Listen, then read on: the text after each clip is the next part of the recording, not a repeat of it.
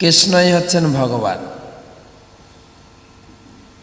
আর শেষ উপদেশ বললেন, সর্বধর্মান পরিত্যাজ্য, তোমরা যে যত ধর্ম করছো সব ধর্ম পরিত্যাগ করো। তো ভগবান কৃষ্ণ ধর্ম শিখাতে এসেছিলেন না ধর্ম পরিত্যাগ করাতে এসেছিলেন? শেখাতে। কিন্তু লাস্টে তো তিনি বলেছেন সর্বধর্মান পরিত্যাগ। একটা লোককে অনুরোধ করলাম, আপনি একটু গীতা নেন আমার কাছে, গীতা পড়ুন। বলছে, মহারাজ কি বলছেন? আমি প্রতিদিন গীতা পড়ি এবং গীতার সব থেকে যে আসল নির্দেশ আমি অক্ষরে অক্ষরে পালন করি। কোনটা? সর্বধর্মান পরিত্যাজ। ভগবান বলেছেন সমস্ত ধর্ম পরিত্যাগ করে, আমি ধর্ম পরিত্যাগ করে দিয়েছি, বাস। তো প্রশ্ন হচ্ছে, ধর্ম পরিত্যাগ করতে বলতে ভগবান বুঝিয়েছেন যে ধর্মে কৃষ্ণ পূজা হয় না সেই ধর্মকে তুমি পরিত্যাগ করো। অধর্ম যারা করছে তাদের নিয়ে কোনো সমস্যা নেই, যারা ধর্ম করছে তাদেরকে নিয়ে বলছেন যে অনেক ধর্ম তোমরা করছো কিন্তু মূল ধর্ম হচ্ছে কৃষ্ণ পূজা। মাম একম শরণং ব্রজ। তাই ভগবদ গীতা থেকে আমরা জানছি কৃষ্ণই ভগবান। এবং শেষ উপদেশ হলো সমস্ত ধর্ম পরিত্যাগ করে আমার পূজা করো। তা আমরা তো গীতা পড়ে জানলাম কৃষ্ণ ভগবান। গীতার শেষ উপদেশ হচ্ছে সর্বধর্মান পরিত্যাগ। আর ওখান থেকেই ভাগবত শুরু হচ্ছে। ভাগবতের প্রথম শ্লোক, ওং নমো ভগবতে বাসুদেবায়, প্রথম শ্লোক, যে আমি ভগবান বাসুদেবকে প্রণাম করি, বসুদেবের পুত্র।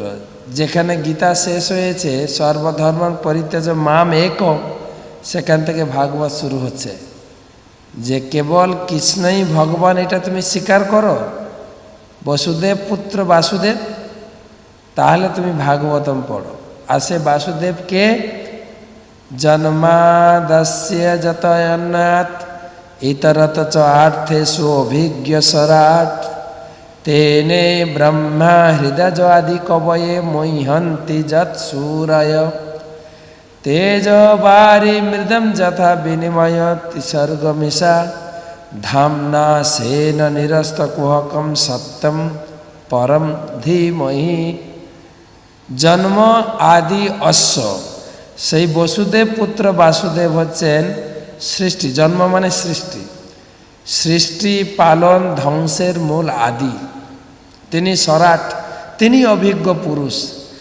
তেনে ব্রহ্মা হৃদয় আদি কবে, তিনি প্রথম ব্রহ্মাকে ভক্তি বৈভব পড়িয়েছিলেন। ভক্তি বৈভবের প্রথম স্টুডেন্ট হচ্ছে ব্রহ্মা। ভক্তি শাস্ত্রীর প্রথম স্টুডেন্ট হচ্ছেন সূর্যদেব। গীতা পড়িয়েছেন ভগবান সূর্যদেবকে, ভাগবত পড়িয়েছেন কাকে? ব্রহ্মাকে। এবারে ভাগবত কত শ্লোক আছে? মাত্র 18,000, বেশি না, মাত্র। গীতা দেখে লোকে ভয় পেয়ে যায়, ছোট্ট গীতা নাই, লোকে বলে। তো গীতা পড়ে তো আমরা জানতে পেরে গেছি কৃষ্ণ ভগবান, আর ভাগবত পড়ার কি দরকার? ভাগবত পড়ার দরকার আছে কি না? কৃষ্ণ ভগবান, কৃষ্ণ সম্বন্ধে আরো একটু জানতে হবে। শুধু কৃষ্ণ ভগবান জানলে যথেষ্ট নয়। কৃষ্ণের বিভিন্ন অবতার সম্পর্কে এবং কৃষ্ণের বিভিন্ন শক্তি এবং কৃষ্ণের মূল, কৃষ্ণের আবার 3 স্বরূপ, সেই সম্বন্ধে জানতে হবে। না হলে আমরা যদি অবতার সম্পর্কে ভালো করে না জানি তাহলে যাকে তাকে অবতার বলবো। যার জন্য শৌনক আদি ঋষিদের 6টা প্রশ্নের ভিতরে একটা প্রশ্ন ছিল কৃষ্ণের অবতার সম্পর্কে বলুন। তাই কৃষ্ণের বিভিন্ন অবতার, মৎস্য, কুর্ম, বরাহ, নৃসিংহ, বামন, এ পুরো লিস্ট অনন্ত অবতার, অনন্ত স্বরূপ। আর মূল কৃষ্ণের আবার তিন স্বরূপ। তিনি বৃন্দাবনের কৃষ্ণ, তিনি মথুরার কৃষ্ণ, তিনি দ্বারকার কৃষ্ণ। তো তিন কৃষ্ণের ভিতরে কোন কৃষ্ণ শ্রেষ্ঠ? আমরা কোন কৃষ্ণের উপাসক? কি করে বুঝবো বৃন্দাবন? আমাদের কৃষ্ণের কাছে রাধারানী আছেন। রাধারানী কেবল বৃন্দাবনেই আছে। তাই বলা হচ্ছে আরাধ্য ভগবান ব্রজ শততনয় তদ্ধাম বৃন্দাবনম কাচিত উপাসনা বজবধূ বর্গেন যা কল্পিতা। তো আরাধ্য ভগবান ব্রজে শততনয়, আমাদের আরাধ্য ভগবান হচ্ছেন ব্রজের কৃষ্ণ।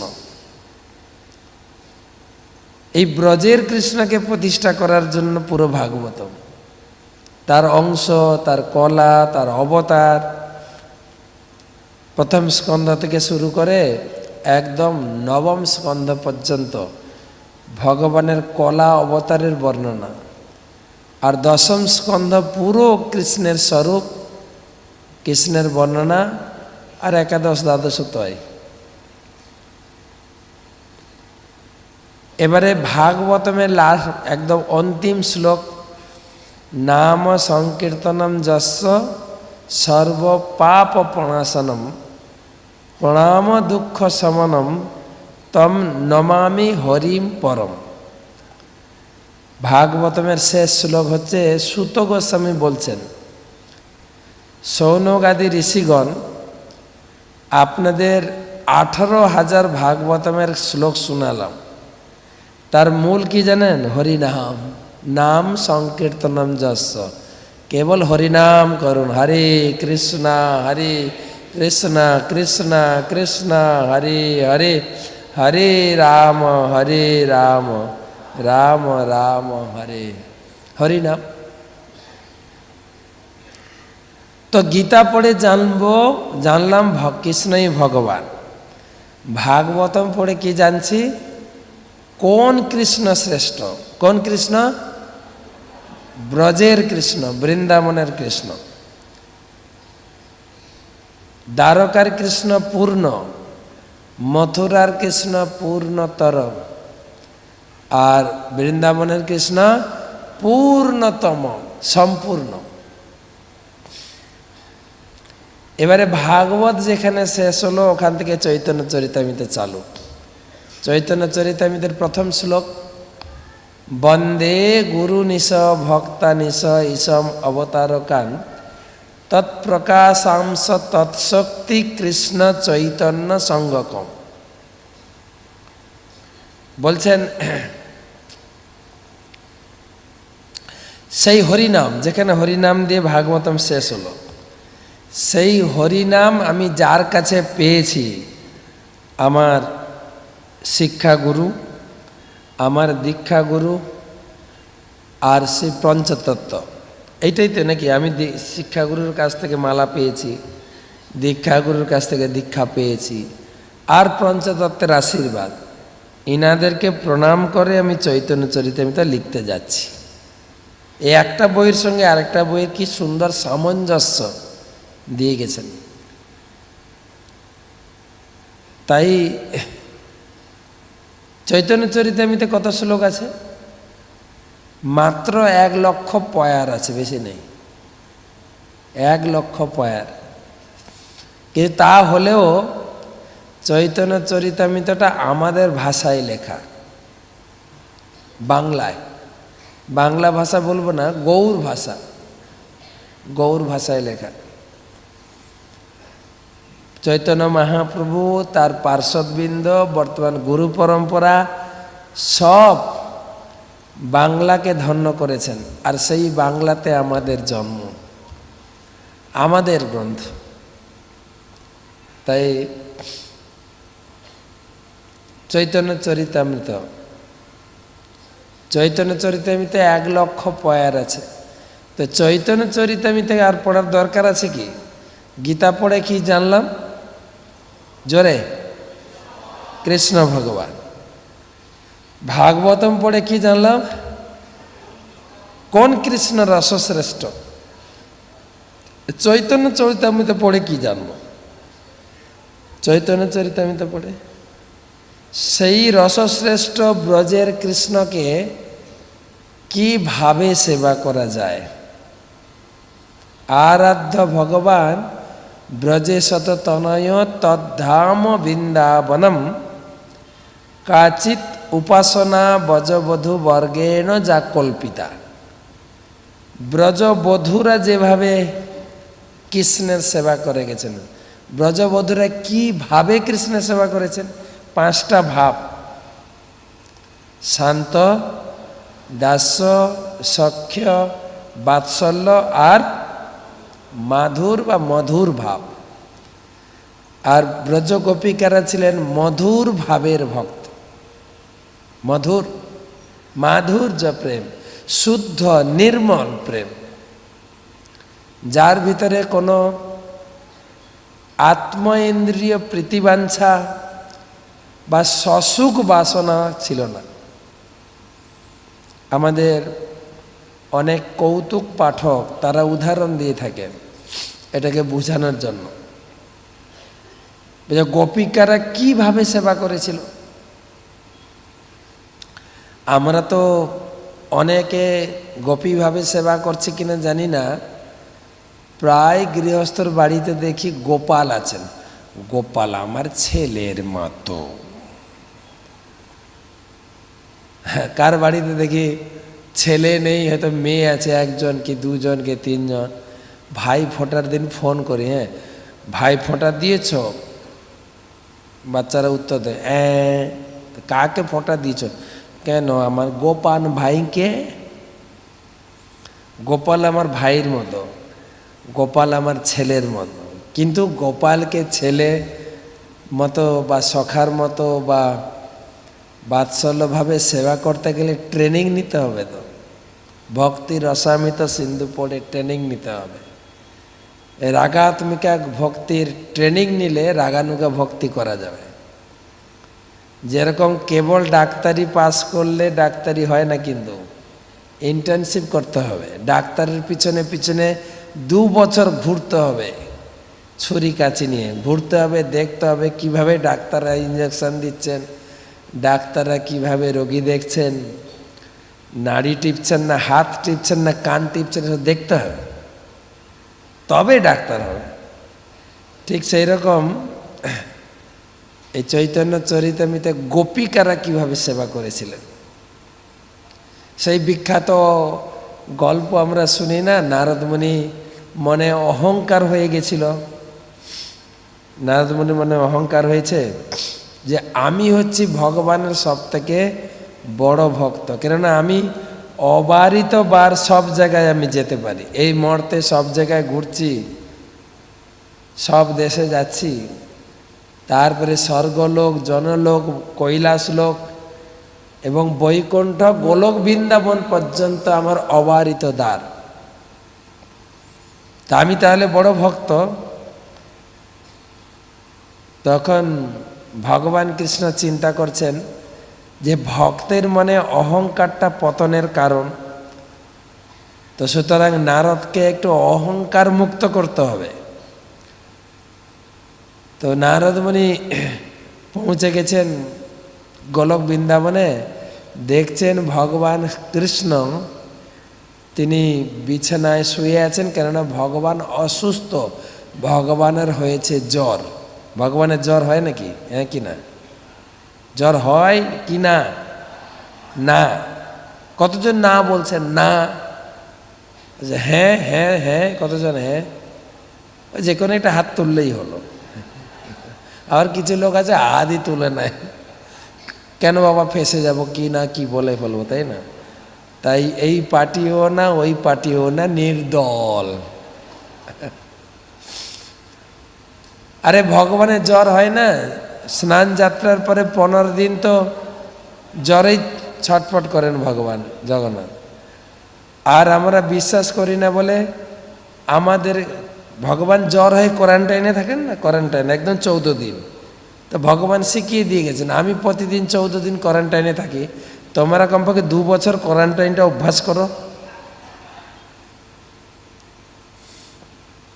অনেকে গেছি না কোয়ারেন্টাইনে, বা ভগবান শিখিয়ে দিয়ে গেছেন। তো ভগবানের জ্বর, নারদ মুনি জিজ্ঞাসা করছেন, প্রভু আপনার? বলছে আমার জ্বর, মাথা ব্যথা, হেডেক।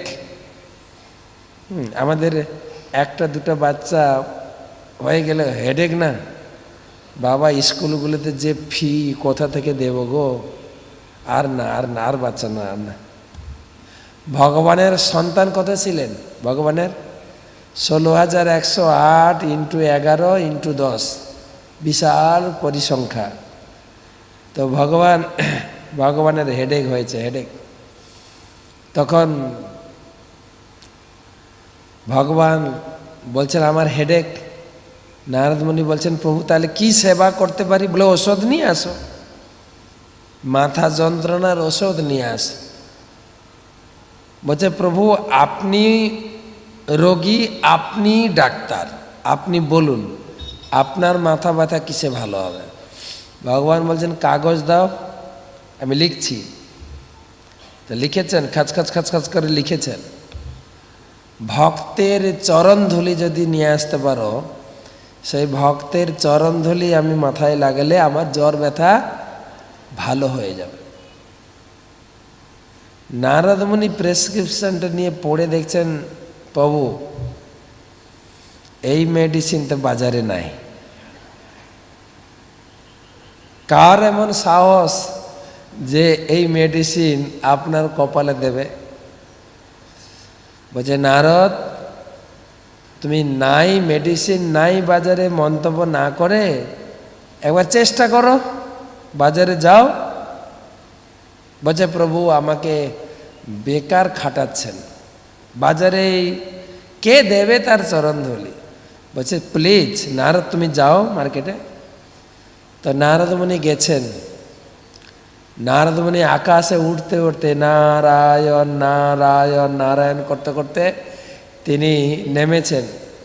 প্রথমে গেছেন ব্রহ্মলোকে, ব্রহ্মার কাছে। ব্রহ্মা হচ্ছেন পিতা। বলতে পিতাশ্রী প্রণাম।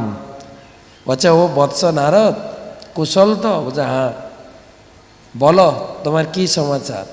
বলছে আমি খুব ব্যস্ত আছি। বলছে কেন? না প্রভুর হয়েছে জ্বর। তাই নাকি?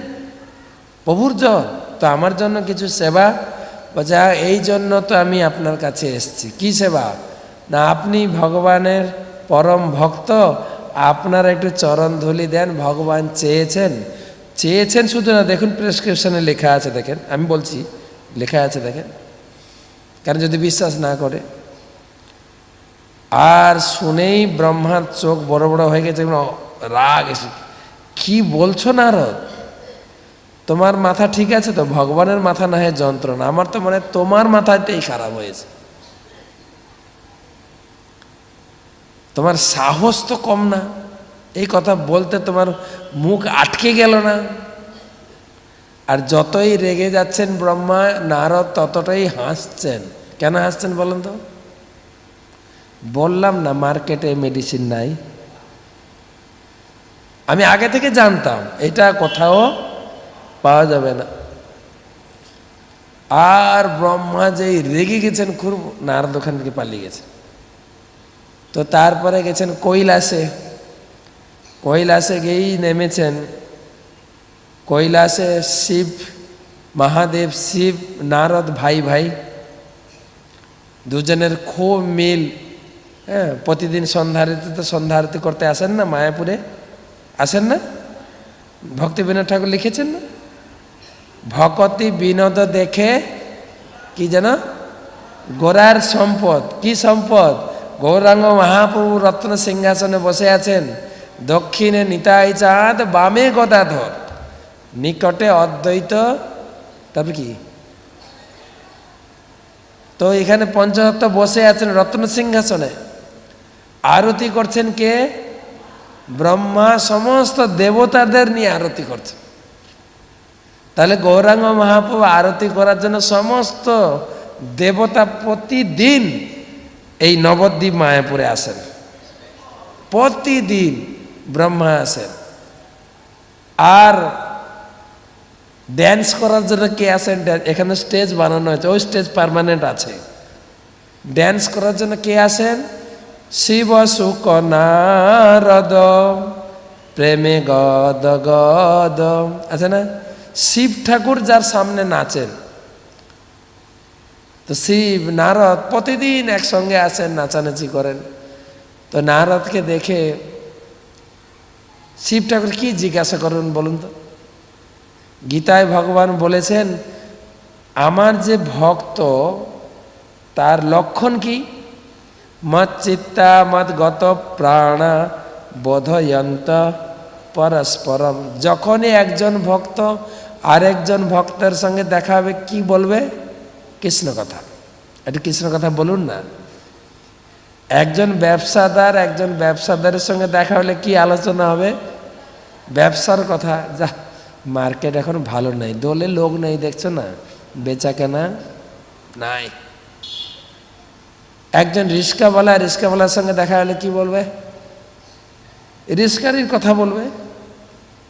একজন বাসের ড্রাইভারের সঙ্গে ড্রাইভারই কথা, যে যে বিষয়ের লোক। এখন শিব ঠাকুর আর নারদের কি আলোচনা হবে? শিব ঠাকুর বলছেন, এ ভাই নারদ, তুমি না গোলক বৃন্দাবন থেকে আসছো না, একটু কৃষ্ণ কথা শোনাও না, বসো, মাথা ঠান্ডা করে বসো। বলছে, না আমি খুব ব্যস্ত। বলছে, কেন? কিসের ব্যস্ততা তোমার? তুমি তো সাধু লোক, না আছে সংসার, না আছে ছেলে মেয়ে, তোমার আবার ব্যস্ততা কি গো?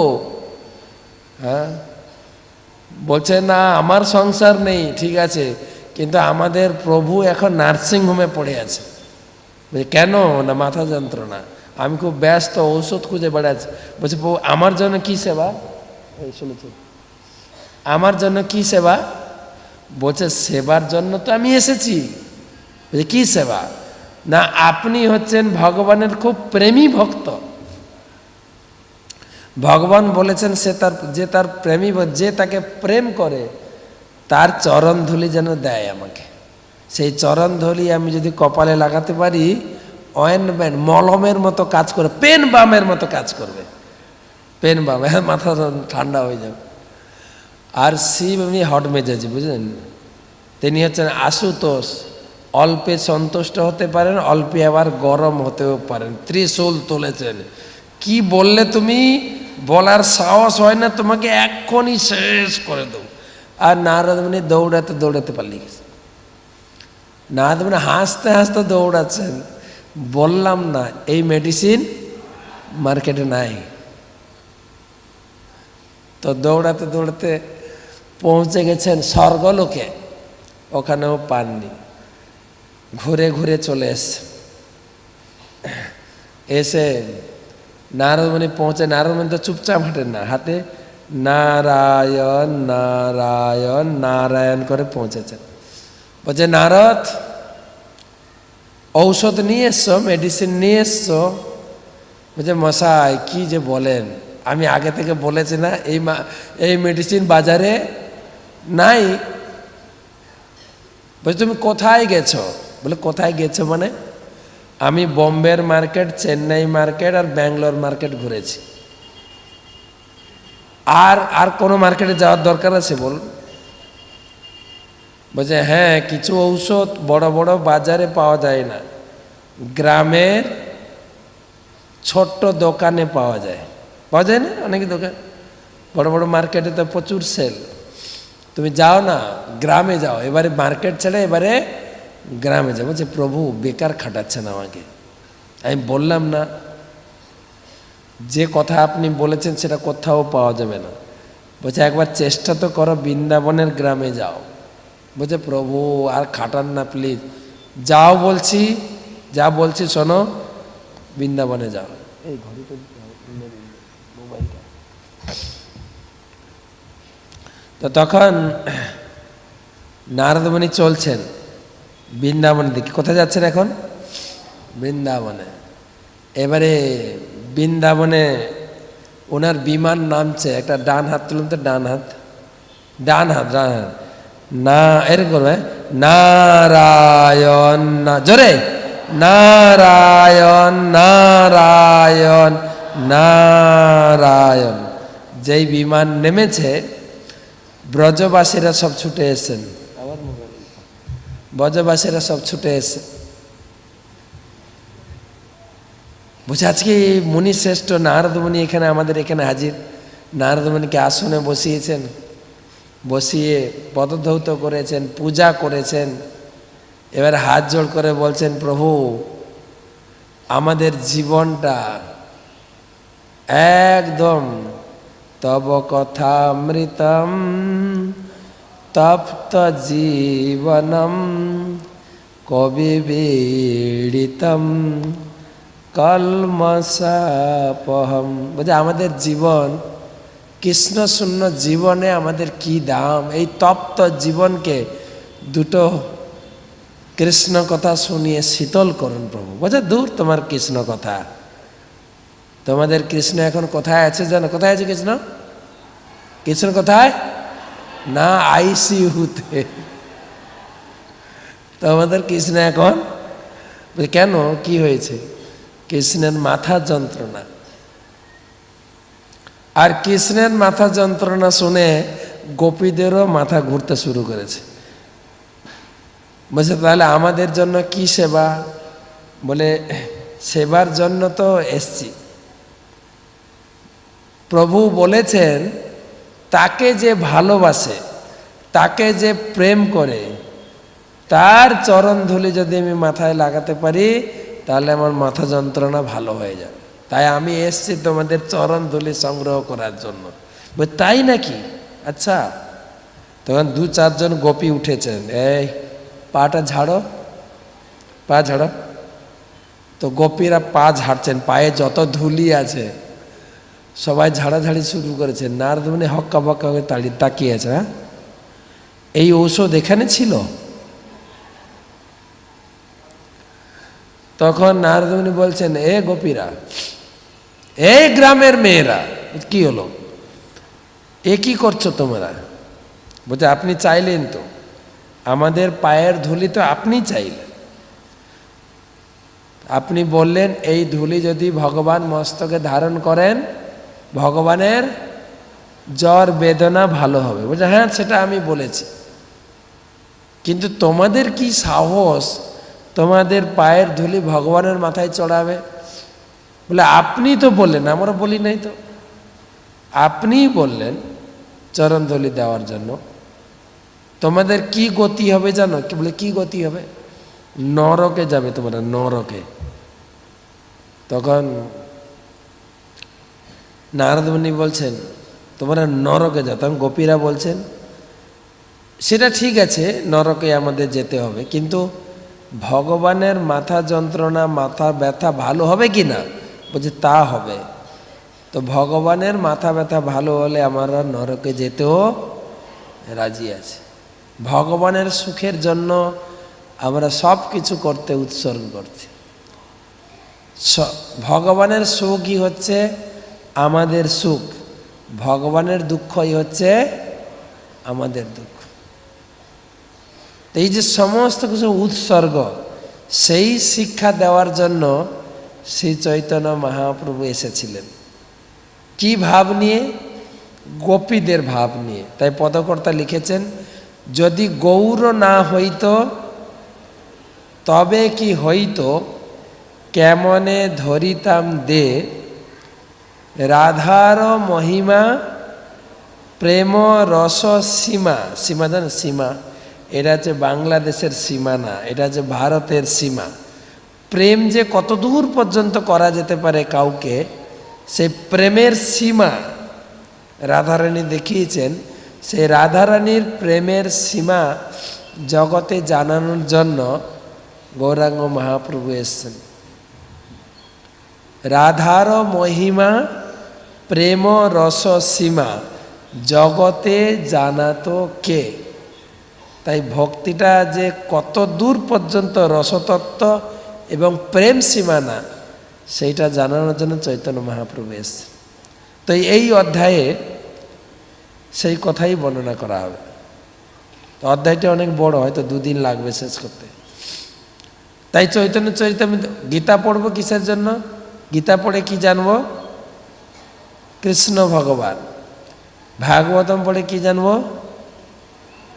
কোন কৃষ্ণ রসশ্রেষ্ঠ। আর চৈতন্য চরিতামৃত পড়ে কি জানবো? কি ভাব দিয়ে ভগবানের সেবা করা যায়। তাই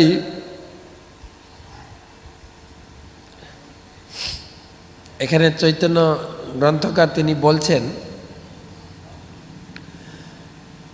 পূর্বে যেন পৃথিবীর ভার হরিবারে কৃষ্ণ অবতীর্ণ হইলা শাস্ত্রের প্রচারে। যে ভগবান জগতে আসেন অসুর বিনাশ এবং পৃথিবীর ভার হরণ করার জন্য, এটা ঠিক।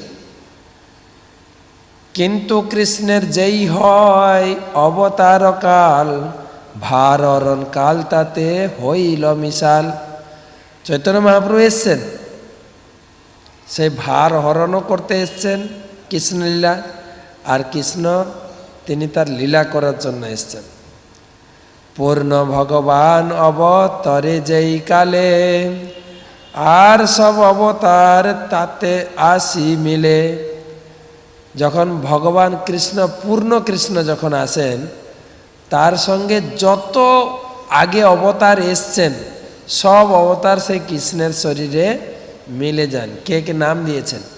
নারায়ণ, চতুর্ভুজ, মৎস্যাদি অবতার, যুগমন্বন্তর অবতার আর আছে আর। সবে আসি কৃষ্ণ অঙ্গে হয় অবতীর্ণ, ওইছে অবতরে কৃষ্ণ ভগবান পূর্ণ। কবিরাজ গোস্বামী প্রথম কৃষ্ণকে প্রতিষ্ঠা করছেন।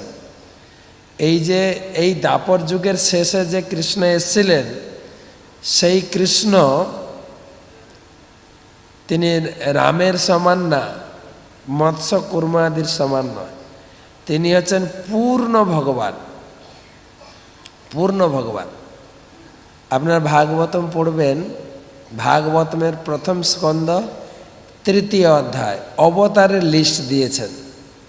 সুত গোস্বামী অবতার ঘটনা বলতে গিয়ে তিনি প্রথমে কুমার অবতার, নারদ অবতার, কপিল অবতার, রাম অবতার এবং দত্তাত্রেয় অবতার, নরনারায়ণ অবতার, হংস অবতার, এইসব বলতে বলতে কৃষ্ণ অবতার বলে দিয়েছে। তারপরে বুদ্ধ, কল্কি যা আছে। কিন্তু কৃষ্ণ অবতার বলার সঙ্গে সঙ্গে আমি একটা ভুল করে ফেললাম, তো কৃষ্ণ তো অবতার না। কৃষ্ণ হচ্ছেন এতে চাংস কলা পুংস কৃষ্ণস্তু ভগবান স্বয়ং। আগে যে অবতারের কথা বলেছি তারা হচ্ছেন অংশ এবং কলা, আর কৃষ্ণ হচ্ছেন স্বয়ং ভগবান। কৃষ্ণকে প্রতিষ্ঠা করার পরে সুত গোস্বামী বললেন, ওই কৃষ্ণ তিনি দাপরের শেষে লীলা সমাপন করে চলে গেলেন। কৃষ্ণ সধামে উপগতে ধর্ম জ্ঞান আদি বিষহ কলৌ নষ্ট বিষাদেশ পুরাণ অর্ক অধুনা উদিত। সুত গোস্বামী বললেন, ওহি কৃষ্ণ দাপরের শেষে আবির্ভূত হয়েছিলেন, 125 বছর ছিলেন, লীলা সমাপন করে আবার স্বধামে ফিরে গেলেন ধর্ম জ্ঞান আদিবি সহ। ওহি কৃষ্ণ ভাগবতম রূপে জগতে অবতীর্ণ হয়েছেন কলিযুগে। তো এই ভাগবতম কৃষ্ণের সমান, রামের সমান না, কিন্তু মৎস্য কুর্মের সমান না। কার সমান? চৈতন্য ভাগবতে বলছেন কৃষ্ণ তুল্য ভাগবতম। কার তুল্য? কৃষ্ণ তুল্য। বিভু সর্বাশ্রয়, প্রতি শ্লোকে প্রতি অক্ষরে নানা কথা কয়।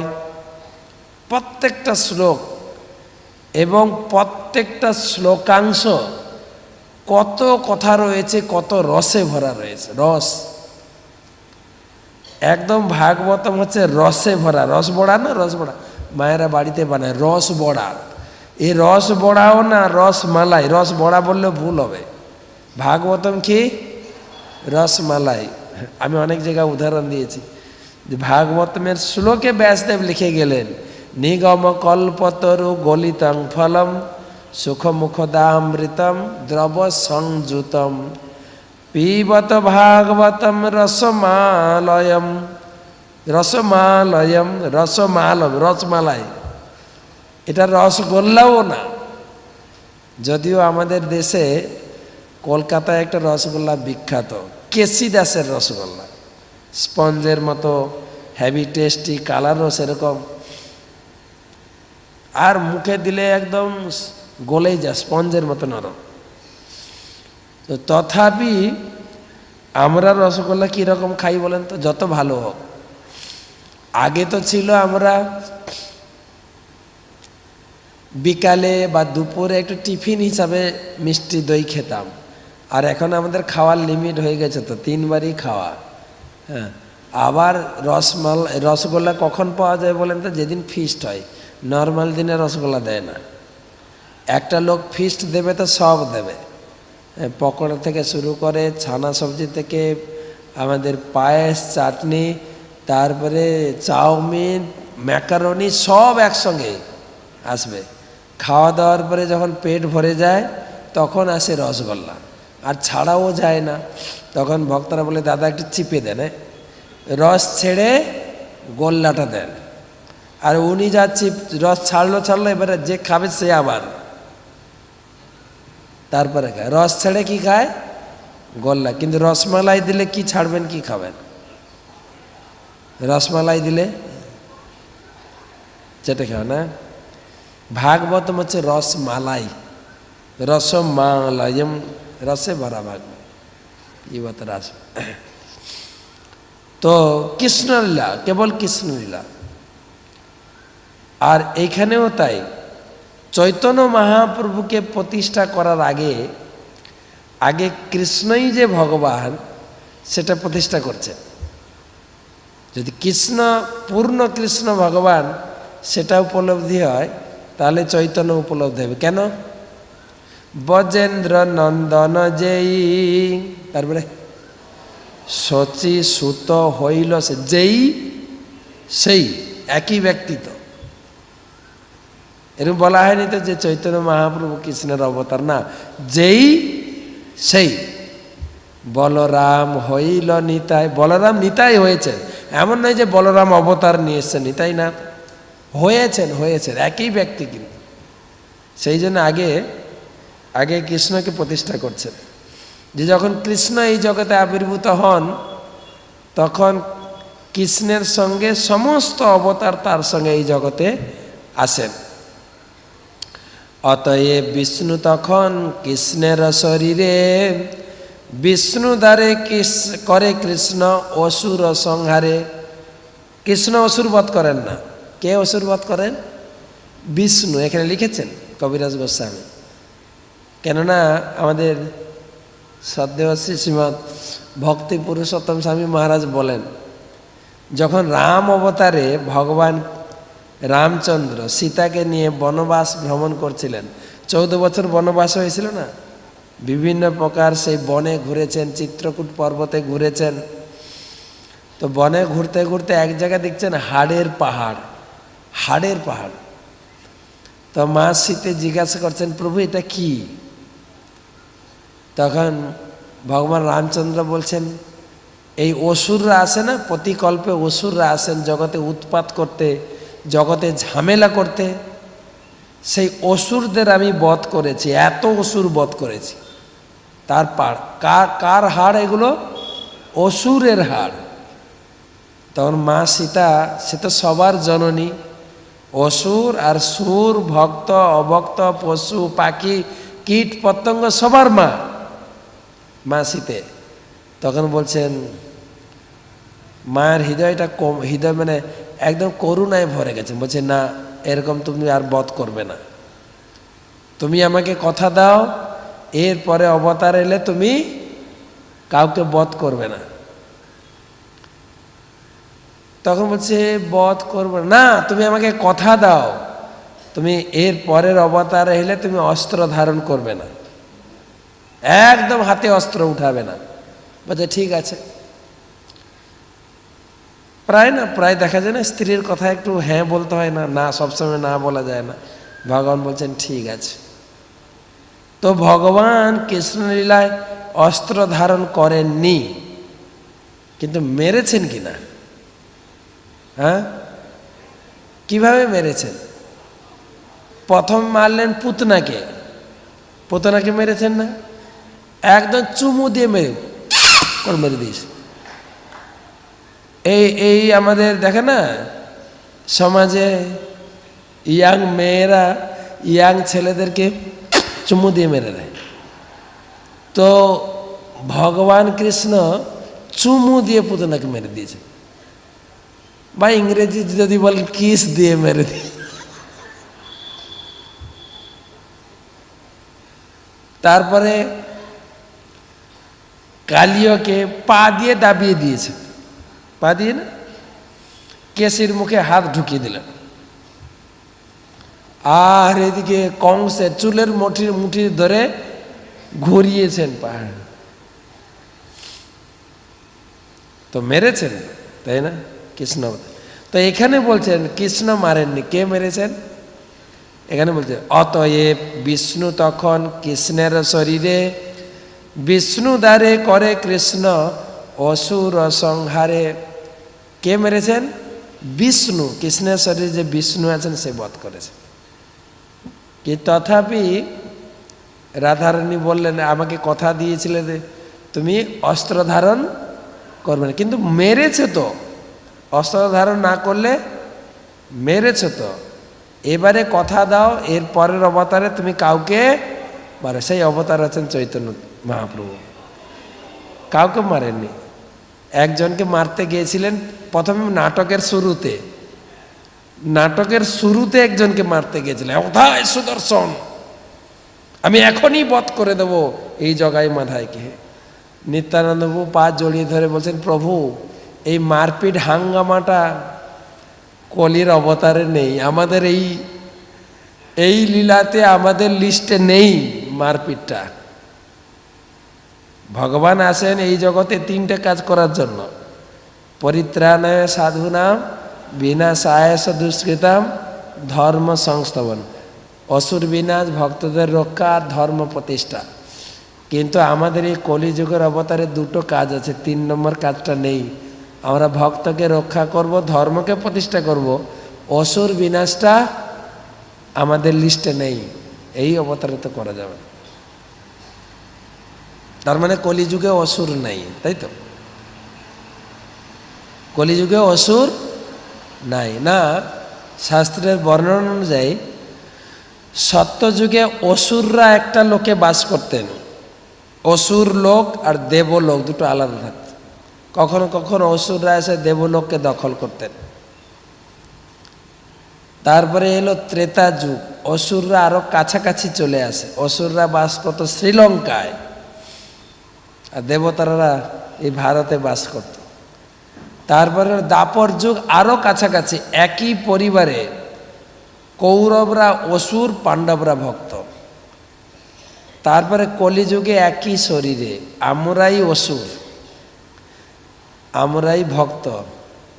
এখন না হয় প্রভুপাদের বই পড়ে বা প্রভুপাদের ভক্তদের সঙ্গ পেয়ে আমরা এখন প্রসাদ খাচ্ছি, প্রসাদ, ঠিক আছে, মালা জপ করছি, আর লোককে আমরা নিন্দা করি তুমি মাছ মাংস খাও, জাহান্নামে যায়। বলে যদি তুমি আগে খেয়েছিলে যে।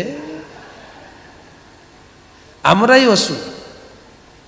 তাই নিত্যানন্দ প্রভু বললেন কাকে মারবেন, এই জগাই মাধাইকে আপনি আশীর্বাদ করুন, এরাই পরম ভক্তে পরিণত হবে। আমার যদি কোনো পুণ্য থাকে আমি মাধাইকে দিলাম, মাধাইকে উদ্ধার করুন প্রভু। করেছেন না? এই কথা আপনারা মনে করবেন না যে আমি সকালে ঘোষণা করে ধরে নিয়ে এসে আপনাদেরকে অসুর বলছি, না, আমার অসুর বলার অধিকার নেই। কিন্তু গীতাতে 16 অধ্যায় পড়বেন। 16 অধ্যায়ের কি নাম? দৈব গুণ আর অসুর গুণ, দৈবাসুর সম্পদ বিভাগ। মাত্র 24টা শ্লোক আছে, বেশি নেই, একদম আয়নার মতো এরকম আছে। হ্যাঁ, আপনি শুধু দাঁড়াবেন সামনে। আচ্ছা, আমি যেরকম দেখতে আয়নাতে সেরকম দেখবে তো নাকি? না, আপনি বলবেন আমি তো এতটা কালো না, আয়নাটা আর ভালো করে মুছে দাও না আয়নাটা, আমি কি এতটা দেখতে খারাপ বলো? আরে আমি যেরকমই দেখতে সেরকমই আয়না আসবে, তাই তো? 16 অধ্যায়টা ওই রকম। ওটাই পড়লে বোঝা যায় যে আমি অসুর না আমি ভক্ত। তা আমরা তাই চৈতন্য মহাপ্রভু এই অসুর গুণাবলীকে শোধন করার জন্য দুটো বস্তু দিয়েছেন। আমি কখনো কখনো পাঠে বলি দুটো সাবান। কাপড় নোংরা হলে কি সাবান ব্যবহার করবেন? ডিটারজেন্ট পাউডার, তাই না? যদি আমার শরীর নোংরা হয়, আমি শরীর যদি ধুই কি দিয়ে? বডি সোপ, অনেক রকম আছে, স্যান্ডেলিনা, তারপরে চন্দন সাবান, কাঠের সাবান, ডাব, নারিকেল, লিরিল, লাইফ বয়, বড় বয়, ছোট বয়, কত আছে, বুঝছে না? Body soap. কাপড় ধুবো ডিটারজেন্ট সোপ, বডি ধোবো বডি সোপ। বাসন কি করে ধোবো? মাতাজিরা জানে, প্রভুরা তো জানেন, প্রভুরা কোনোদিন বাসনই মাজে না। প্রভুর মাতাজি জানে কি? ভীমবার। ভীমবার। হৃদয় ধোবো দুটো সাবান দিয়ে, মহাপ্রভু দিয়েছে। আমার হৃদয়ে যত ময়লা আছে সে ধোয়ার জন্য দুটো সাবান দিয়েছেন। একটা হচ্ছে চেত দর্পণ মার্জনম। চেত দর্পণ মার্জনম। মার্জনম মানে বাসন আমরা ধুই না, বাসন আমরা মাজি। মাজি। তাই জপমালা নিয়ে একদম ঐকান্তিক সহকারে মাজার মতো নিষ্ঠা সহকারে হরিনাম করতে হবে। যেই নাম সেই কৃষ্ণ, ভজ নিষ্ঠা করি, নামের সহিত আছেন ভজ নিষ্ঠা করি। নিষ্ঠা আমাদের সব কিছুতে নিষ্ঠা থাকলো, নামে নিষ্ঠা থাকে না। তা আমাদের হৃদয় ধোবন কি করে? একটা আছে হরিনাম যদি নিষ্ঠা ভরে জপমালাটা নিয়ে ভক্ত সঙ্গে বসে যদি জপ করি তবে একটু মাজা ঘষা হবে। আর না হলে জপ মালার নিয়ে সারা দুনিয়া মর্নিং ওয়াক করতে করতে যদি চলি, হাতে জপমালা আর আকাশ দিয়ে তাকিয়ে দেখো, আজকে আকাশটা পরিষ্কার আছে, হরে কৃষ্ণ রাম রাম রাম হরে হরে। বৃষ্টিতে অনেক আগে হয়ে গেছে, রাম রাম রাম হরে হরে। এবছর দোলে বৃষ্টি হচ্ছে না, খুব ভালো, রাম রাম রাম রাম। হ্যাঁ, রাম নাম জপ হচ্ছে না তো। চেত দর্পণ মার্জন। আর দ্বিতীয় সাবান হচ্ছে ভাগবতম। ভাগবতম একটা সাবান। শীর্ণথা সকথা কৃষ্ণ পুণ্য শ্রবণ কীর্তন হৃদয়ন্তস্থ অভদ্রাণী বিধুনতি।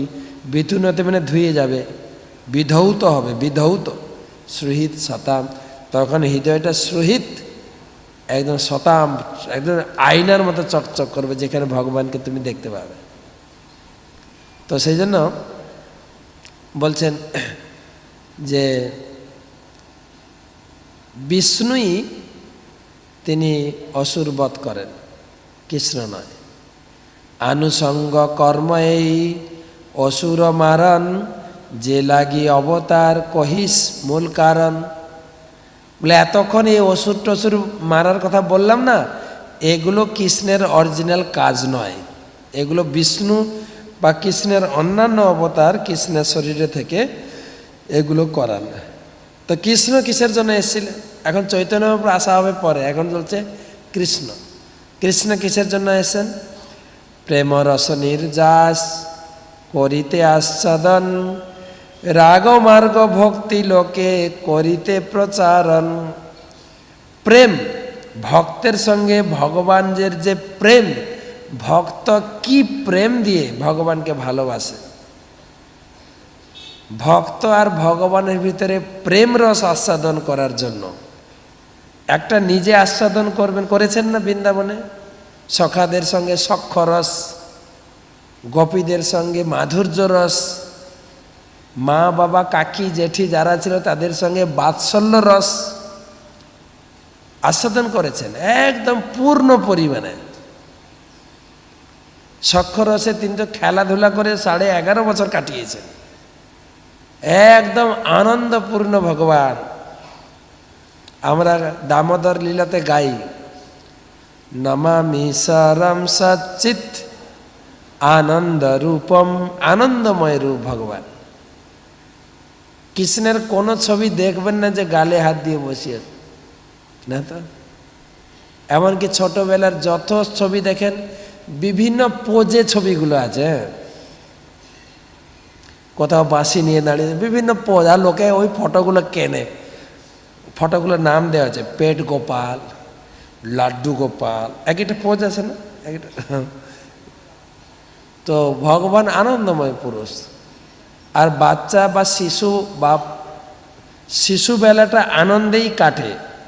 কিভাবে আনন্দ কাটে? খেলাধুলাই কাটে। কৃষ্ণ খেলাধুলা করেছেন। গরু চড়ানোর তো একটা বাহানা ছিল, শুধু আসল উদ্দেশ্য ছিল আমি খেলাধুলা করব, বাড়ি থেকে অনেক দূরে গিয়ে খেলো। বাড়ির কাছে থাকলে মাই খেলতে দেয় না, এই এতক্ষণ কাদা মেখেছি ঘরে আয়, খেলাই যায় না। আর এখন তো বারান্দা ঘরের বাইরেও না, এখন সবসময় ঘরের ভিতরে। যা খেলো, পায়খানা করো, প্রস্রাব করো, খাও, খেলাধুলা করো, পড়াশোনা করো, কোথায়? ঘরের ভিতরে। আমাদের হেমন্ত মুখোপাধ্যায় গান গেয়েছেন দুঃখে, শোনো বন্ধু শোনো, এই শহরের ইতি কথা, এই শহরের কথা একটু দুঃখের কথা তোমাদের শোনায়। ইটের পাথারে লোহার খাঁচায় দারুণ মর্ম ব্যথা। আমাদের ঘরগুলো কিসের? ইট আর লোহার খাঁচায়। ওই একই ঘরের ভিতরে সব কিছু করতে হবে। দুঃখ। আমাদের ঘর ছিল গ্রামে, উঠোন ছিল, বারান্দা ছিল, পুকুর ছিল, মাঠ ছিল, খেলেছি আমরা। আর এখন যা হবে ঘরের ভিতরে। তা আনন্দ কোথায়? কিন্তু কৃষ্ণ আনন্দ করেছেন। গোচারণ লীলা ছিল বাহানা, সে বল খেলতেন, খেলতেন এবং খেলতেন। আর শিশুদেরও খেলে একটু, কিন্তু পড়াশোনা পরীক্ষার সময় এলে শিশুরা একটু জব্দ হয়ে যায় না, মাম্মি কাল এক্সাম আছে কি হবে বলে না বাচ্চারা। আর কৃষ্ণ পড়াশোনাই করেননি। আর আমাদের মা বাবা বলে পড়াশোনা করছিস না তো গরু চড়িয়ে খাবি। কৃষ্ণ গরু চড়িয়ে খেয়েছেন, একদম ফুল ফেজে আনন্দ করেছেন কৃষ্ণ, একদম আনন্দময়, আনন্দময় বিগ্রহ। তো সেই প্রেমরস বাল্য শিশুবেলায় তিনি সখাদের সঙ্গে খেলাধুলা করে কাটিয়েছেন। তারপরে তিনি গৃহস্থ লাইফে গৃহস্থ লীলা আনন্দ করেছেন, সব কিছু করেন। তো প্রেমরস নির্যাস করিতে আস্বাদন, যে ভক্তের সঙ্গে ভগবানের যে প্রেম রস আস্বাদন করেছেন। আর কি? রাগ মার্গ ভক্তি করিতে প্রচারণ। জগতে ভক্তি আছে, কিন্তু এটা রাগ মার্গ ভক্তি না। ভক্তি কিনে জানে সব তো কর্মকাণ্ডতে ভরা। সারা দুনিয়া জগৎ মিশ্রিত। এরপরে বলবেন যে জগৎ মিশ্রিত ঐশ্বর্য জ্ঞান। জগতে তো ভক্তি বলে খুঁজে পাওয়া খুব কঠিন। আর যারাই ভক্তি করে তারা ঐশ্বর্য জ্ঞানে ভক্তি করে। ঐশ্বর্য জ্ঞান জানেন, তুমি ভগবান আমি তোমার দাস, এটা কৃষ্ণের একদম পছন্দ হয় না, পরে পরে বলবেন। তো সেজন্য রাগ মার্গ ভক্তি, ভগবানের প্রতি স্বতঃস্ফূর্ত ভালোবাসা, যেরকম গোপীদের উদাহরণ দিলাম। রাগ মার্গ ভক্তি, তো রাগ মার্গ ভক্তি প্রচার আর প্রেমরস আস্বাদন। কেন না? তিনি যে রসিক শেখর কৃষ্ণ পরম করুণ, এই দুই হেতু হইতে ইচ্ছার উদ্গম। তিনি প্রেমরস আস্বাদন করবেন কেন? তিনি তো রসিক ব্যক্তিত্ব, তিনি তো রসিক শেখর, তিনি রসময়ী ব্যক্তি। আর প্রচার করবেন কেন? পরম করুণ, তার ভিতরে করুণা আছে। দুটো জিনিস থাকলে তবে প্রচার করতে পারে, করুণা। পরম করুণ আর রসিক শেখর, যার জন্য তিনি প্রেমরস আস্বাদন করতে এসছেন আর রাগমাগ ভক্তি প্রচার করতে এসছেন। ঐশ্বর্য গানেতে সব জগত মিশ্রিত, ঐশ্বর্য শিথিল প্রেমে নাহি মোর প্রীত। সারা জগৎ ঐশ্বর্যভাবে আমাকে সেবা করে। তুমি ভগবান, আমি তোমার দাস, হে প্রভু তুমি আমাকে দাও, আমার সেবা করো। এর হচ্ছে মদীয় ভাব, আমার করো, আমাকে দাও, আমাকে ঘর দাও, বাড়ি দাও, টাকা পয়সা দাও, বুদ্ধি দাও, দাও দাও দাও। আর ব্রজভাবের সেবা হচ্ছে আমি তোমার সেবা করব। আমরা বলি আমি তোমার দাস, তুমি আমার প্রভু। আর ব্রজবাসীদের ভাব এরপরে আসবে, তুমি কোনো বড়জন, আমি তোমাকে লালন পালন করব। উল্টো, সেটা হচ্ছে রাগমান। তো ঐশ্বর্য শিথিল প্রেমে নাহি মর্পিত।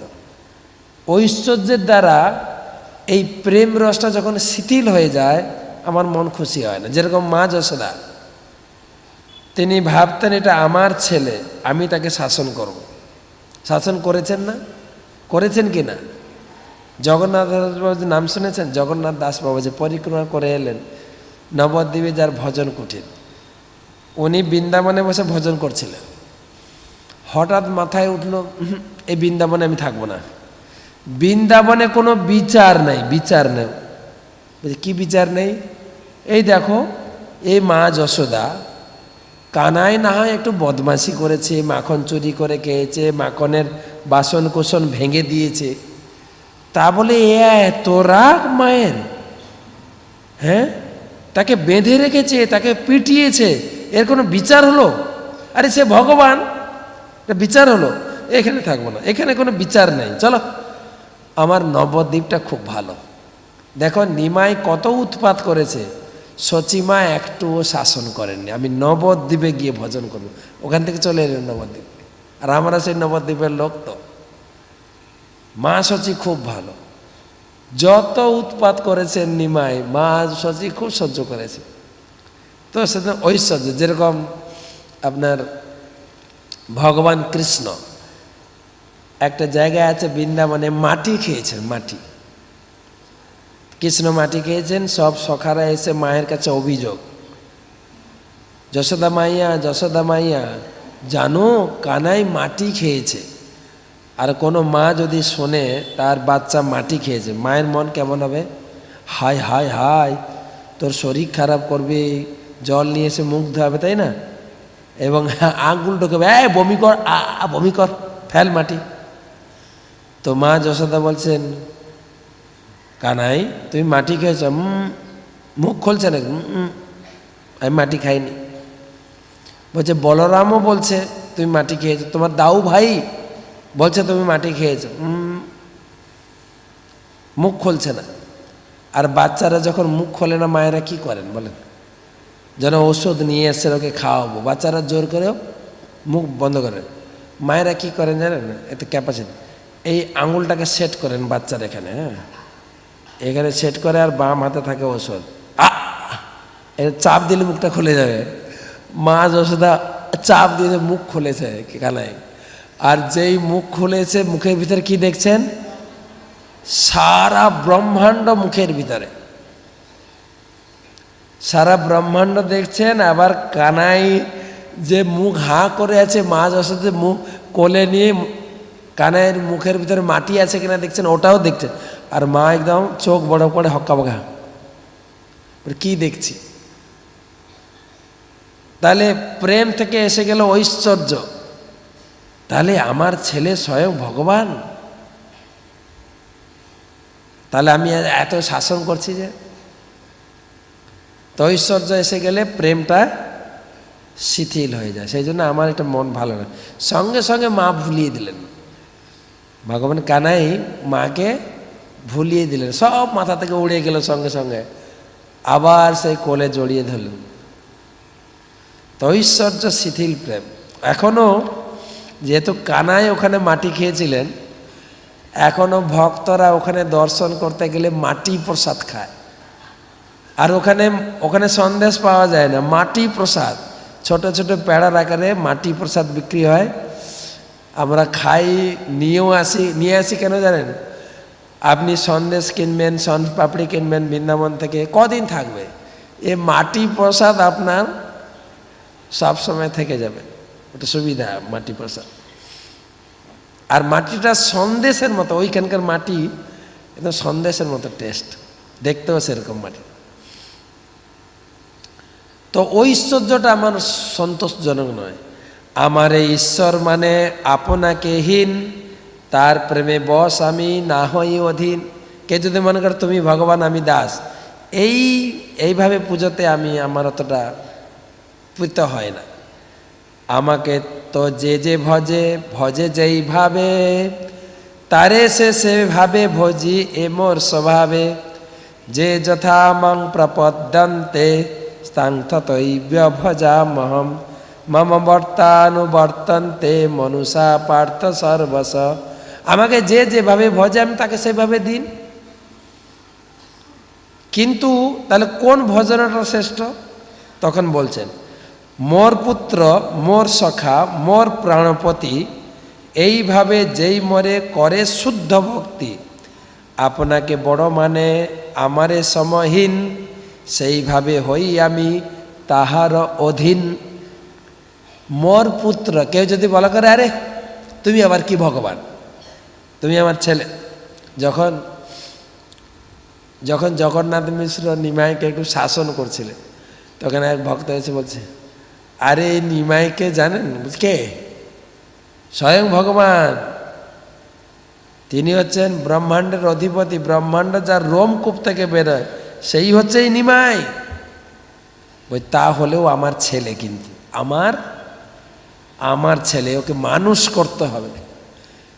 তো নিমাইকে মানুষ করবেন জগন্নাথ মিশ্র, সেটাই ভগবান কিন্তু সন্তুষ্ট। সেটাই বলছেন কেউ যদি মনে করে আমি তার পুত্র, তার সখা, মোর প্রাণপতি, আমার পতিদেব, আর নিজেকে মনে করে বড় আর আমাকে মনে করে ছোট, সেইভাবে হই তাহারও অধীন। অনেক বড় ব্যাখ্যা দিয়েছেন বহুপাদ। ময়ি ভক্তর হি ভূতানাম অমৃতত্বায় কল্পতে, দৃষ্টা যদা শ্রীমৎ স্নেহ ভবতী নাম মদাপন। জীব আমার প্রতি ভক্তিযুক্ত হওয়ার ফলে অমৃতত্ব লাভ করে। হে ব্রজবালাগণ, তোমরা যে আমার প্রতি অনুরক্ত হয়েছ তা তোমাদের পক্ষে অত্যন্ত সৌভাগ্যজনক, কেননা এই অনুরাগী আমাকে প্রাপ্তি লক্ষণ। ভগবান যখন বংশীধ্বনি করে সব গোপীদেরকে মধ্যরাত্রে ডেকেছিলেন, তারা আসার পরে এই কথা কৃষ্ণ বলছিলেন যে আমার প্রতি যে এই স্বাভাবিক আকর্ষণটা অল্প ভাগ্যে হয় না। তো আরো ডিটেলস বলছেন কবিরাজ গোস্বামী। মাতা মরে পুত্র ভাবে করেন বন্ধন, অতিহীন জ্ঞানে করে লালন পালন। মা যশোদা শাসন করেছেন না? শাসন করেছেন কি না? মা যশোদা তো শাসন করে 1 ঘন্টা বেঁধে রেখেছিল, আর বৈষ্ণবরা আমরা 1 মাস ধরে বেঁধে রাখি। এখানে থাকো, বেঁধে রেখে আরতি করে, বসো এখানে, বেঁধে রেখে নমামি সরম সচ্চিদানন্দ রূপম। লোকে চিন্তা করি এবার কি ভগবান কো বেঁধে রেখে আরতি করছে না? কিন্তু ভগবান খুব খুশি। ভগবান বলছেন মাতা মরে পুত্র ভাবে করেন বন্ধন, অতিহীন জ্ঞানে করে লালন পালন। এই ছেলেটা খুব বদমাস, একে একটু শাস্তি দিতে হবে। মা ধরেছিল না? মা ধরেছেন না? মা ছুটতে ছুটতে ছুটতে ছুটতে গোপালকে বাম হাতে ধরেছেন, আর ডান হাতে আছে লাঠি। লাঠি দেখাচ্ছেন, 7 অঙ্ক নেত্র। লাঠি দেখালে কি হয়? বাচ্চাদের চোখগুলো নাচে না? 7 আতঙ্ক হয়ে গেছেন ভগবান কৃষ্ণ। আর বাচ্চারা যদি ভুল করে আর মায়ের হাতে ধরা খেয়ে গেছে, বাচ্চাদের হাতে কি অস্ত্র? কান্না। বাচ্চারা কারো কাছে কিছু আবদার করুক, কারোর উপর রাগ করুক, কারোর উপর অভিমানও করুক, কি করে? একটাই অস্ত্র ইউজ করে, শুধু খালি বলবেন স্কুল যাবি, জামাটা পরে নে, এই জামাটা পর না, আমি ওই জামাটা আজকে পরবো, এইটা পর বলছি, বলার সাথে সাথে কান্না। ওদের সেটিং থাকে, বুঝলেন? সেটিং। আর যখনই কান্না করবে তখনই জল নামবে। আপনি অনেক কান্নার অভিনয় করলে জল বেরোবে না, কিন্তু ওরা করার সাথে সাথে সেটিং জলও নামে। ভগবান কৃষ্ণ সেরকম কেঁদেছেন। বাচ্চারা 3টা রিটে কাঁদে। হারমোনিয়াম রিট জান, harmonium reed, A reed, B reed, C reed, বাচ্চারা রিট ধরে ধরে কাঁদে। আপনাদের বাচ্চা আছে দেখবেন, প্রথমে এমনি কাঁদবে, কিচ্ছু বাধা দেবেন সঙ্গে সঙ্গে করে জল নামতে শুরু করবে। তাও যদি মা শুনে তার আবদারটা মেনে নেয়, কান্না বন্ধ, সঙ্গে সঙ্গে কান্না বন্ধ, জলও বন্ধ, বাস। আর যদি সেই কান্নায় মার মন না গলে কি করে জানেন? রিড চেঞ্জ করে, দেখে মা শুনছে না আমার কথা, রিড চেঞ্জ করবে। দ্বিতীয় লাইনে কি আছে? রুদন্তং মোহর নেত্র যুগ্মং মিজন্তং, তারপরে দ্বিতীয় লাইনে করাম ভজ যুগ্মেন সাতঙ্ক নেত্র, রিড চেঞ্জ হবে এবারে। এবারে মাকে, মা দেখছে কিনা দেখবে। হ্যাঁ, মা যদি কাজে ব্যস্ত থাকে বেশি কাঁদবে না, বা মার কাছে গিয়ে একদম চোখ রগড়ে বলে করাম ভোজ, দুটো কর মানে হাত, 2 হাত দিয়ে চোখ রগড়ে চোখ রগড়ে রগড়ে কাঁদবে। তাতে যদি কাজ হয়ে যায় কান্না বন্ধ হয়ে যাবে। ঠিক আছে, আর কাঁদতে হবে না, হয়েছে, বন্ধ কর। তাও দেখছি মা অনেক সময় হট মেজাজে চলে যায়, কত কাঁদবি, কাঁদ আজকে, কাঁদ আছে, কত কাঁদবি। তখন লাস্ট অস্ত্র ইউজ করে বাচ্চারা, যেতে মায়েরা একদম জব্দ হয়ে যায়। মায়েদের জব্দ করার বাচ্চারা জানে কৌশল। একদম তৃতীয় স্টেপ ইউজ করে, জানেন কি করে? তারপর তৃতীয় লাইনটা কি আছে? মহশ্বাস কম্প ত্রিরেখাঙ্ক কণ্ঠ, মায়ের সামনে একদম হাঁপিয়ে হাঁপিয়ে কাঁদবে, এমন হাঁপাবে মা, তখন বলে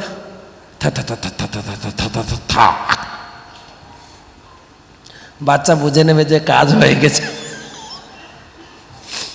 তো সেইটাই তো, এইটা করলে মার সঙ্গে বেশ রস আস্বাদন হবে। তা আমাদের আর 2টো শ্লোক পড়ে শেষ করব। সখা শুদ্ধ করে স্কন্দে, সখা শুদ্ধ সখ্যে করে স্কন্দে আরোহণ, তুমি কোন বড় লোক, তুমি আমি সঙ্গ। সখা 2 দলে খেলাধুলা হবে, খেলাধুলা করার পরে সখারাই বলবে, এই কৃষ্ণ তুমি হেরে গেছ। যে হারবে তাকে তার কাঁধে চাপবে। তো কৃষ্ণ হেরে গেছে, সখারা গিয়ে তো আর কাঁধে যাবে, তুমি আবার কোন বড় লোক, তুমি তো খেলায় হেরে গেছো, কাঁধে নিয়ে ঘুরো। আর কৃষ্ণ খুব খুশি হতেন, তুমি কোন বড় লোক, তুমি আমি সব। প্রিয়া যদি মান করি করয়ে ভৎসন, বেদস্তুতি হইতে হরে সেই মোর মন। আর গোপীরা, প্রিয়া গোপীরা যখন গালাগালি দেয়, আমাদের ব্রহ্ম সংহিতার থেকে আরো ভালো লাগে কৃষ্ণের। লিখছেন এখানে, বেদ স্তুতি থেকে ভালো লাগে। তো এইগুলো নিয়ে এই শুদ্ধ ভক্ত লইয়া করিম অবতার, করিব বিবিধ বিধ অদ্ভুত বিহার। বৈকুণ্ঠাদে নাহি যে যে লীলার প্রচার, শেষে লীলা করিব যাতে লোকে চমৎকার। তাই সেই পুরো আমার সেই পূর্ণ রস, শুদ্ধ ভক্ত তাদের নিয়ে আমি লীলাবিলাস করব, আমি পূর্ণভাবে এখানে অবতীর্ণ হব। যে কথা বৈকুণ্ঠে প্রকাশ নেই সেটা আমি এই ব্রজধামে প্রকাশ করব। তো তারপরে আমরা কালকে আলোচনা করব, এখন আমাদের টাইম শেষ। তো এটা আমরা পড়ছি আদিলীলার, চৈতন্য চরিতামৃতের আদিলীলা 4র্থ অধ্যায়। কালকে এই অধ্যায়টা কমপ্লিট করব, কেননা কালকে হচ্ছে 4 তারিখ, যদিও শান্তিপুরে আমরা যাব, ক্লাস হবে, যে কজন আসবে আমরা ক্লাস করব। আর পরশুদিন আসবেন শ্রীমৎ সুবক স্বামী গুরু মহারাজ 5 তারিখে, আর 6 তারিখে থাকছেন ভক্তি প্রচার পরিব্রাজক স্বামী মহারাজ। আর তারপরে ছিল ভক্তি পুরুষোত্তম স্বামী মহারাজ, কেন তাদের দোল পড়ে যাচ্ছে। 7 তারিখে সকালে 10টার পরেও পাঠ চলবে, 8 তারিখে সকালে। এই নিয়ে 2 তারিখ থেকে 8 তারিখ পর্যন্ত চৈতন্য কথা সপ্তাহ। আজকে যজ্ঞ হলো, আমাদের ম্যানেজমেন্ট এবং ফেস্টিভ্যাল কমিটি চাইছেন। আমাদের গীতার যজ্ঞ হয়েছে, ভাগবতমের যজ্ঞ হয়েছে, এই চৈতন্য চরিতামৃত যজ্ঞ এই প্রতিষ্ঠিত হয়ে গেল। দোল পূর্ণিমার সময় চৈতন্য চরিতামৃত ম্যারাথন, চৈতন্য চরিতামৃত যজ্ঞ, চৈতন্য চরিতামৃত কথা সপ্তাহ, কেবল চৈতন্য মহাপ্রভু সম্বন্ধে আমরা শুনব। তো আমাদের সেই শ্রীমৎ ভক্তি পুরুষোত্তম স্বামী মহারাজ একটু অসুস্থ বলে আমরা হয়তো বেশি পাবো না, একদিন পাবো। কিন্তু প্রতি বছর আপনারা যারা যারা বই কিনেছেন, যদি সম্ভব হয় বই নিয়ে আসবেন, তাহলে আমাদের চৈতন্য চরিতামৃত একটু তো পড়া হবে, বছরে কমপক্ষে 7 দিন ধরে ধরে পড়ব। তো অনেকে এইখানে আমাদের পরিক্রমাতে অনেক লোক চৈতন্য চরিতামৃত নিয়েছেন, অনেক। আজকেও প্রায় অনেক জন নিয়েছেন। তো যারা চৈতন্য চরিতামৃত কিনেছেন, হাতে কাছে আছেন, বই নিয়ে আসবেন। কালকে এই অংশটা আবার শেষ করব, এই 4র্থ অধ্যায় আদিলীলার বইটা নিয়ে আসবেন। শ্রী চৈতন্য মহাপ্রভু কি, জগৎগুরু শিল প্রভুপাদ কি যায়, সমবেত ভক্তবৃন্দ কি যায়, গৌর প্রেমানন্দে হরি হরি।